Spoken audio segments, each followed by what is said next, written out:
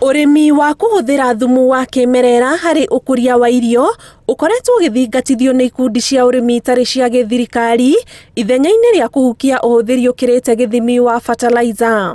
Uhuthiri uyu wa fertilizer ukirite githimi uguciriirie ikundi ici guthingata thirikari guthondeka watho wa kuhitana na uhuthiri mukiru wacio uria maugite macungiriro ni uthukangia wa tiri no gwati wa mirimo kuri aria maria irio ikuritio na fertilizer ngiru githimi. Na tiri waku ari ni kuonanio na ithuire irio iria irakurio na tiri ucio ri ni nguo niguo na aria mari icire onao ni gukua magukua na nikio uraigwo na gukirwo kuri mirimo tutamenyaga kuria yumaga na yumaga oro haria. Urimi ni wagirire gukorwo uri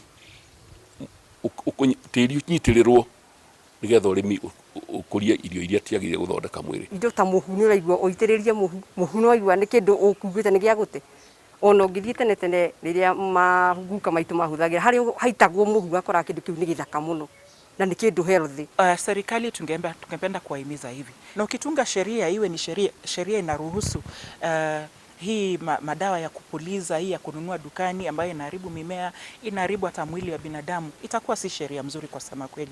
Kwa hivyo tungependa kushirikiana na serikali wanapotengeza ama kutunga hizi sheria, tuwapatie maoni yetu kama shirika yasiyokuwa ya kiserikali. Hindi ya ukungũĩri wa muthi wa kurumbuiya tĩri mwena wa Ruiru, arimi kuma matura matiganite kaunti-ini ya Kiambu mahetwo mathomo ma kumanora uria mangithondekera fertilizer ya kimerera na makagia na magetha makinyaniirie ikiro matekuiga hatikaini ugima wa mwiri wa aria maria magetha kuma migunda-ini yao.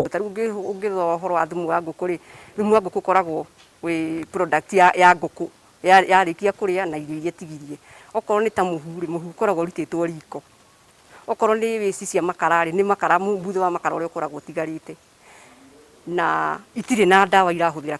Huu ukulima ambao utatumia hii mbolea ya zamani kama vile ya kuku, ya ng'ombe ama compost ya kuweka chakula ya jikoni na yoyote ambayo inatoka shambani pamoja ili ioze uweke kwa shamba inafanya kazi. Murugamiriri wa ruhonge rwa uthuthuria wa urimi na mahiu bururi-ini Monica Waiganjo augite ona gutuika kuri fertilizer imwe irehagira arimi baita ukuri-ini wa mimera uhuthiri wacio hari mithemba itiganite ya tiri niguo wagiriire kumurikwo. Ngiribotera Inooro TV njitagwo Ani Ngigi wa Nyamu.